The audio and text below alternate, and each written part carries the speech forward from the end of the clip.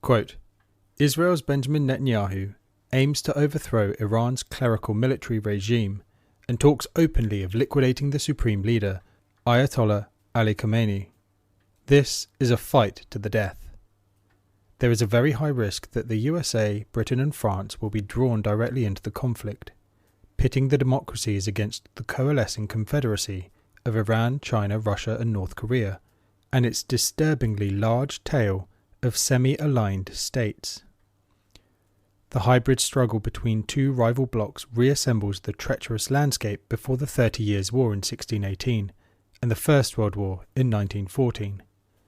All it takes is hubris and a few more errors to set off this slow-burning fuse. End quote.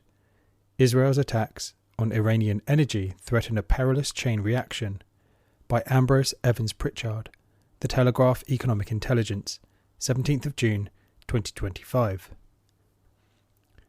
The seeds of the Third World War were planted in 1917 with the publication of the Balfour Declaration. As French and British imperialists battled as part of the First World War in the Middle East to annex the territories of the Ottoman Empire, they mobilized local Arab populations in their support by promising them independence. The quote-unquote independence that was granted, however, turned out to be subjection to British or French interests under compliant Arab leaders. These Arabs, however, were not entirely trusted, which is why Britain came up with its plan to accommodate the crazy dreams of a tiny sect of Zionists who were claiming Palestine to be a Jewish homeland by divine decree. Britain awarded itself the Mandate of Palestine and oversaw large waves of Jewish immigration into Palestine, which became a flood as a result of Hitlerite genocide of Jews in Europe. Arab resistance was suppressed, and in 1947 the Jewish state of Israel was born. It was always a colonial project, a project for the occupation of the territory by a foreign power, for settlement by foreigners whose purpose was to safeguard British imperialist interests in the Middle East, in particular to be on standby to protect the Suez Canal and to ensure compliance of Arab states in continuing to supply oil to the world at an acceptable price. The Jewish settlers drove Palestinian Arabs out of their homes through the use of armed terror and massacres, but the millions of displaced Palestinians have never accepted this injustice and have always tried to fight back in every way they could. Their problem has been that they were never just fighting back against the Jewish settlers who had stolen their homes and livelihoods, but also against the British and American imperialist powers that have always backed little Israel to the hilt, armed it, financed it, and seen to it that it thrived. For Israel was their unsinkable aircraft carrier, enforcing their control over the wealth of the entire region, and the Jewish population was a ready and willing source of cannon fodder should the imperialists ever need to use force to defend its interests in the locality. The major problem faced by Israel was the Palestinian resistance that has never given up.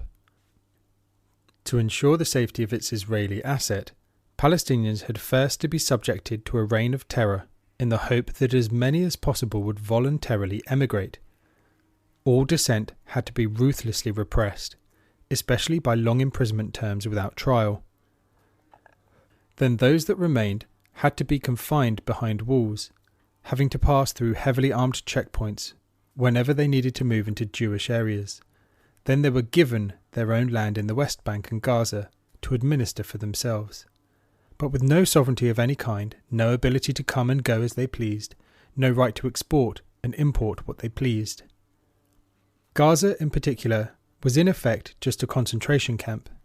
In the meantime, Israeli settlers were taking over more and more of the West Bank and the parts of Jerusalem that had been allocated to Palestinians, again locking the Palestinians out, demolishing their homes, destroying their crops and trees, and committing daily acts of violence and oppression. This, of course, only caused Palestinian resistance to grow and Israeli repression to intensify. The assault on Gaza. The Palestinian resistance was faced with a choice of continuing to be subjected to a slow genocide or fighting back, and on the 7th of October they mounted an attack that, by its size, strength, ingenuity and daring, shook Israel to its foundations. In response, the Israelis set about trying to clear the whole of Gaza of its Palestinian population by carpet bombing, IDF incursion and starvation. This is being done with full imperialist approval, with US President Donald Trump presenting plans to turn Gaza into a tourist resort, and anybody in the USA or Europe denouncing the genocide being persecuted as anti-Semitic. As usual, however, the reactionaries miscalculated. They thought they could destroy the Palestinian leadership in short shrift, and that would be the end of the problem for many years to come. But they have been unable to do so. The Palestinians keep fighting on in spite of all the hardship, and it is Israel that is facing existential problems as a result. Its population is deserting. Its soldiers are either being killed or returning unable to fight any longer through injury or PTSD. Its economy is in ruins, and the cost of the war is bankrupting it. That being the case, Israel desperately needed the USA not just to arm and finance it, but also to actually join the war as a participant. Escalation to the attack on Iran and the overwhelming Iranian response. Hence, Israel's attack on Iran. Israel knew that Iran would retaliate, but calculated that the USA would need to intervene to save its valuable Middle Eastern asset. And it would seem that the powers that be in Washington, or at least President Trump himself, were quite happy to see Israel attack Iran, killing generals and scientists and damaging military assets, failing to realize that this attack would put Israel in danger of obliteration. Sure enough, the Iranian counteroffensive proved more than a match for Israeli defences. In just the first few days, Iranian strikes hit more than 150 targets, including air bases, F-35, F-16 and F-15 fighters, tankers and transport aircraft, as well as command and control and electronic warfare centres located at these bases. The attacks targeted military centres, military industrial facilities used by the Israeli army to produce missiles, military equipment and weapons, as well as other military targets. These included the Israeli Defense Ministry building in Tel Aviv twice, the Israeli National Security Ministry building in Tel Aviv, and several Israeli warplanes, including 4 F-35 fighter jets, the pilot of one of which has been captured. The country's anti-missile defences, which everybody thought were impenetrable, have been totally overcome. How did this happen? Some of the answer was given by Dr. Marion Messmer, a senior research fellow of security studies at Chatham House, who said Israel's air defences may not be as effective as many believe. Quote, speaking of the Iron Dome in particular, she told The Independent it has better PR than is actually warranted.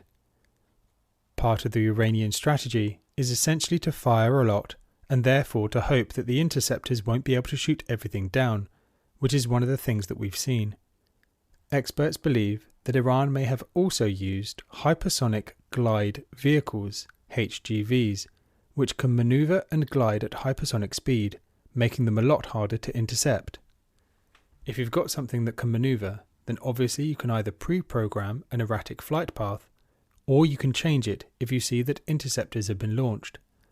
That then makes it much easier to avoid any interception, Dr. Messmer explained. Continuing, Iran's Revolutionary Guards on Monday said they had employed a new method that caused Israel's multi-layered defense systems to target each other and allowed Iran to successfully hit many targets.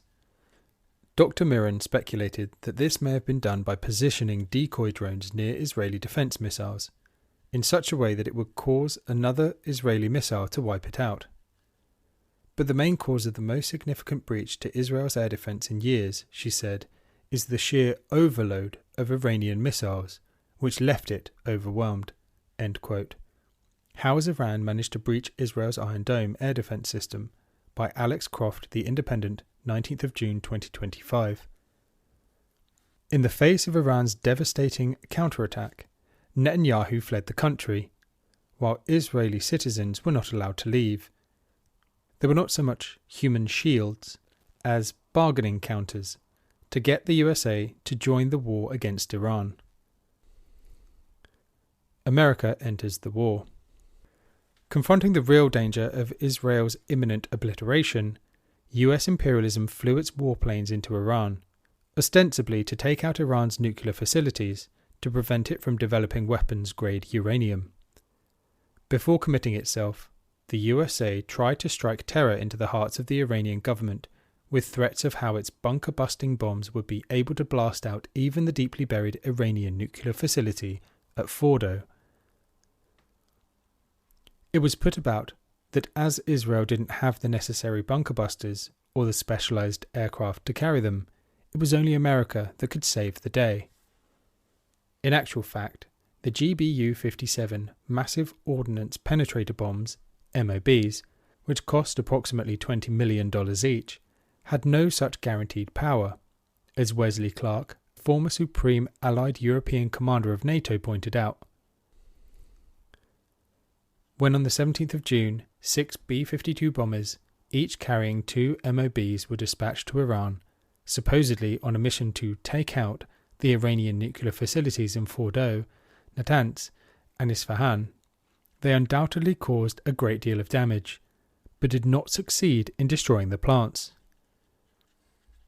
What imperialism hopes it has achieved is, by bombing civilian nuclear power plants, to undermine Iran's ability to provide cheap energy to its citizens, provoking them into overthrowing their firmly anti-imperialist government, so that US imperialism gets a chance to install a more compliant one. Iran strikes back. Nevertheless, US imperialism's main motivation is to try to save Israel's skin. Iran responded by attacking US military bases in Qatar, Bahrain, and Iraq. With regard to all the Al Udeid base in Qatar, the Iranian government said it had targeted it with exactly the same number of missiles that the USA had used to bomb its peaceful nuclear facilities, and warned that, if the USA did not back down, its Middle Eastern military bases would all be obliterated. It also became obvious, even to Trump, that the 40,000 US troops stationed in the region could be next in the line of fire, as well as its aircraft carriers in the Persian Gulf, which Iran is well positioned to attack and destroy. The next thing we know is that Trump announced a ceasefire. There is, of course, no guarantee that the ceasefire will hold. US imperialism in particular is notorious for flouting the agreements that it makes as soon as it suits it to do so. As we go to press, no ceasefire is being observed. Trump, having apparently demanded that Iran desist from bombing 12 hours before Israel had to do so, a condition which naturally Iran never accepted. The Spectator is reporting that Trump is now furious with Israel for not observing his ceasefire. Let's see. The nuclear issue. The aggression against Iran mounted by both Israel and the United States has, according to them, all been aimed at stopping Iran from developing nuclear weapons. We were expected to believe that Iran's ability to produce them was quote-unquote imminent, and that, therefore, immediate action was necessary to prevent that happening. Well, Saddam's notorious but non-existent weapons of mass destruction had been quite successful in luring the gullible to supporting imperialism's war on Iraq, so why not use the same trick again? However, there is even less evidence of the existence of Iran's nuclear weapons than there was of Saddam's supposed WMDs. Fawaz Gerges, Professor of International Relations at the London School of Economics, wrote in The Guardian of the 20th of June 2025, quote, "The foundation of Israel's justification for launching preemptive strikes, and of Washington's quiet complicity, is alarming. The core claim is that Iran was rapidly taking steps to weaponize its uranium, with Netanyahu, the Israeli Prime Minister, repeatedly warning that Tehran was approaching a point of no return in developing a nuclear bomb. But Netanyahu's narrative flatly contradicts the US intelligence assessment, which found that not only is Iran not actively pursuing a nuclear weapon, it remains at least 3 years away from having the capability to do so. The CIA disputes the Israeli claim that Iran is close to crossing a nuclear threshold. Trump's director of national intelligence, Tulsi Gabbard, testified in March that Iran was not building a nuclear weapon and that the country's supreme leader, Ayatollah Khamenei, had not authorized a nuclear program, one that was in fact suspended in 2003. Even if Iran was making a bomb, international law doesn't give Israel and the USA the right to bomb Iran. End quote. We're on the brink of a disastrous, illegal conflagration in the Middle East. Trump must be stopped. The Guardian. More than that, the only bar to Iran developing nuclear weapons is its signature to the Treaty on the Non-Proliferation of Nuclear Weapons, the NPT. Other than that, why should Iran not develop nuclear weapons, given that Israel has already accumulated quite a stockpile, estimated in 2021 to have reached 90 nuclear warheads? Theoretically, this stockpile doesn't exist, but in practice, everybody knows that it does, with US imperialism staunchly turning a blind eye. However, in its arrogance, Israel has provided its own proof, an extraordinary 3-part series on Israeli television, The Atom and Me. The Atom and Me lays out how the country got its nuclear weapons. It shows the country's single-minded determination to get the bomb no matter what it took, including stealing nuclear explosives and bomb components from the United States and violating a major nuclear arms control treaty to which Israel is a party, and then lying about it. Quote, several events discussed in the television series deal directly with the United States. The theft in the 1960s of bomb quantities of uranium-235 from the Numek facility in Pennsylvania, where the leaders of the Israeli team that spirited Nazi war criminal Adolf Eichmann out of Argentina appeared inexplicably in 1968 with false identities. The illicit purchase of hundreds of high-speed switches, Krytrons, for triggering nuclear weapons, and spiriting them out of the country in the 1980s by Israeli spy and arms dealer, and by then Hollywood producer Arnon Milchan, and most significantly at this point, Israel's 1979 nuclear test in the seas off South Africa of what appears to be the initial fission stage for a thermonuclear weapon. The nuclear test violated the 1963 Limit Test Ban Treaty, to which Israel is a party. No one was ever charged in the disappearance of nuclear material from Numek. When the issue of Israel's involvement arose again in 1976, President Gerald Ford's Attorney General suggested to the President the possibility of charging US officials, presumably in the Atomic Energy Commission, with failing to report a felony. But it was too late. Ford lost the election to Jimmy Carter, who let the matter drop. Milchan was never charged for the filching of Krytrons, even though he later bragged about his arms dealing and spying for Israel. And Carter, and every US president after him, took no enforcement action in response to the illegal 1979 nuclear test. End quote. The US hypocrisy about Israel's nuclear weapons must stop. By Victor Galinsky and Leonard Weiss, Bulletin of the Atomic Scientists, 21st of March 2025. It seems obvious that what were described as thefts were in fact gifts, and that US imperialism was fully involved in enabling its Middle Eastern attack dog to develop its own nuclear weapons production capacity. Israel never signed up to the NPT. Iran did. And Iran did so because it had no intention of developing nuclear weapons. Within Islam, which the Iranian government takes very seriously, nuclear weapons are generally considered haram, forbidden, owing to their indiscriminate nature and the potential for widespread destruction, which contradicts the Islamic principle of protecting human life and the environment. Several scholars and leaders, including Iran's supreme leader Ayatollah Ali Khamenei, have issued fatwas, religious rulings, declaring the development, stockpiling, and use of nuclear weapons to be forbidden. The IAEA. As Israeli bombs rain down on Iranian nuclear targets, it became apparent that the International Atomic Energy Agency, the IAEA, whose inspectors were given access to all areas of Iranian nuclear production in order to verify that the country's nuclear program was indeed entirely peaceful, had betrayed Iran. The head of the IAEA, Rafael Grossi, an Argentinian Jew, had falsely claimed that Iran was in breach of its treaty obligations, thus giving Israel the pretext it needed for its attack. Although Grossi later said that there was no evidence at all that Iran was anywhere near making a nuclear bomb, that admission was too little and came too late.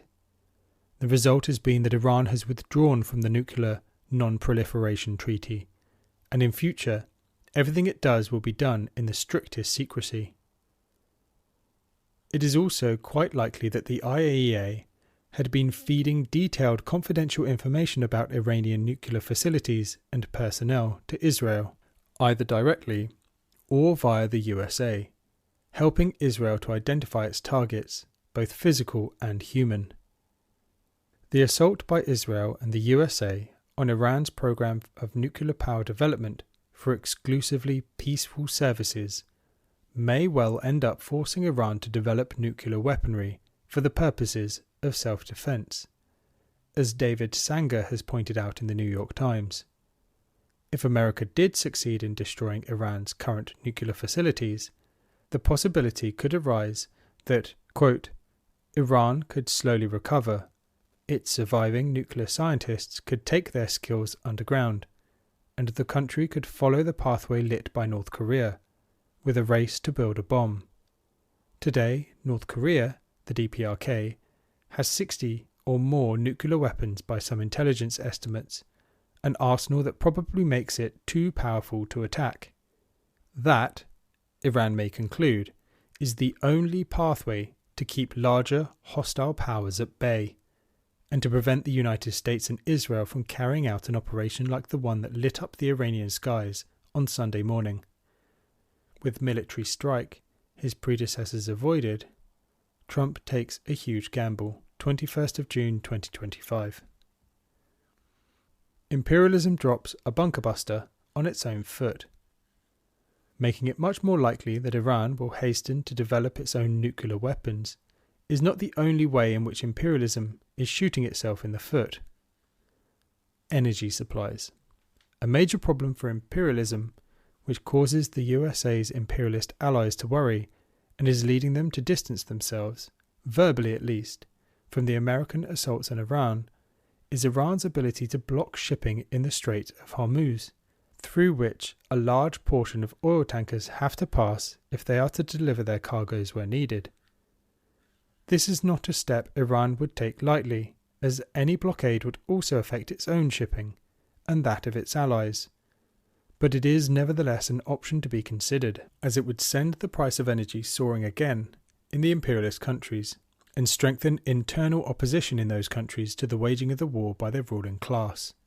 Furthermore, as Ambrose Evans Pritchard has pointed out, Iran, quote, might try to mobilize the Iraqi Shia militias, such as the Kataib Hezbollah and the Popular Mobilization Forces, to paralyze the Basra oil terminals, threatening up to 3.4 million barrels per day of exports.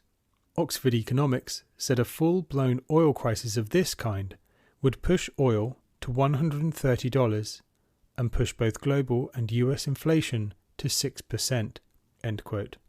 Telegraph as above. This is a prospect that has certainly put the wind up bourgeois leaders in all the imperialist countries, who are already struggling with the imposition of more and more austerity on their respective working classes. B. Losing in the court of public opinion. It must not be forgotten that Trump was elected on a platform of ending America's forever wars. Yet now he appears to be plunging America into a brand new forever war against Iran. Polling suggestions that no less than 60% of the US population opposes engaging in war with Iran, and that percentage is bound to increase the more the USA is hammered by Iranian retaliation.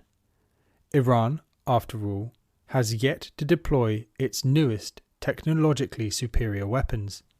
These concerns were very well expressed in a rather enjoyable article in The Times, published on the 23rd of June 2025, from which we quote, "Donald Trump never let Joe Biden forget the 13 American service members killed during the chaotic withdrawal from Afghanistan, as he built his campaign around becoming a peacemaker president. Trump claimed falsely that not a single American soldier was killed in Afghanistan during the last 18 months of his presidency, after he agreed a deal with the Taliban.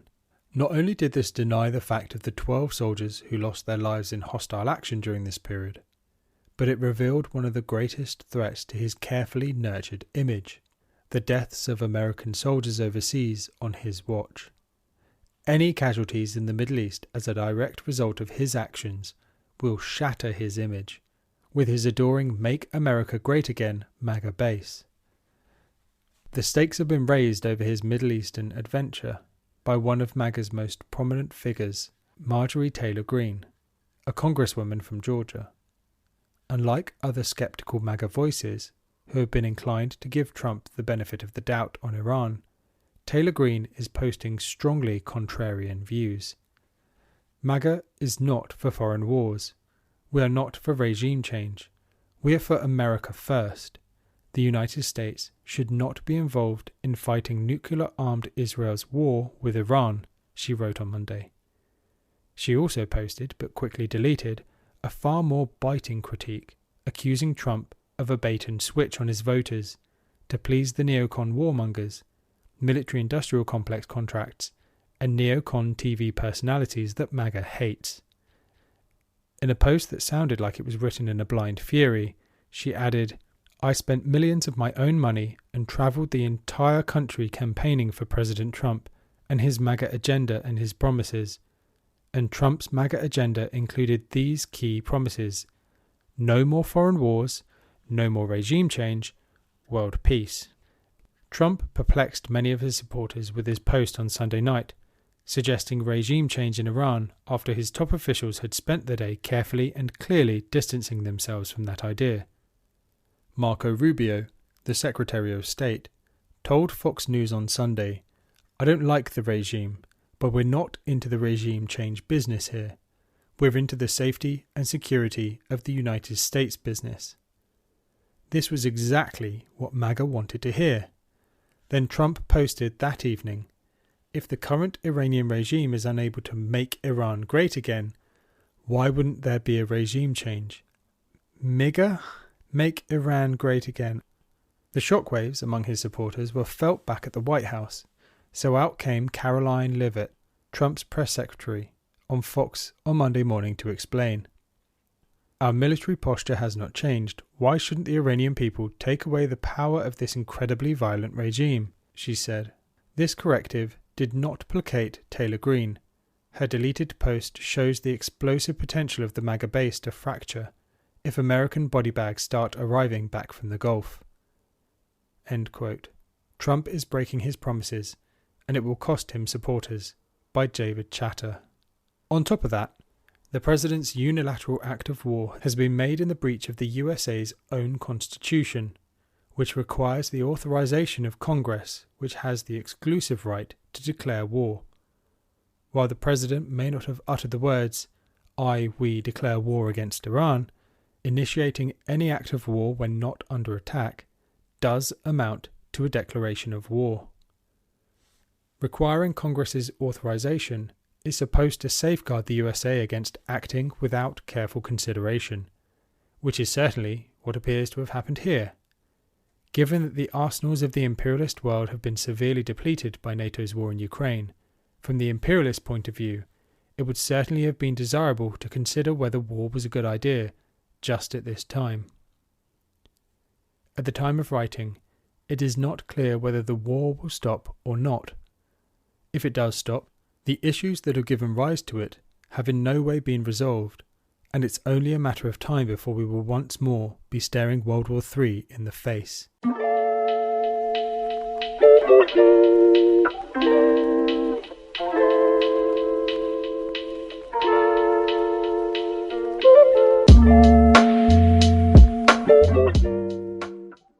Thanks for listening to Proletarian Radio. We aim to bring you the best Marxist analysis on current affairs, revolutionary history, and theory. Do like, comment, subscribe, and share our content to help us reach the widest possible audience. We are a small organization with limited resources, and we need worker support if we are to grow and fulfill our mission. If you are able to make a one-off or regular donation, no matter how small, please visit our website at thecommunists.org and register as a supporter.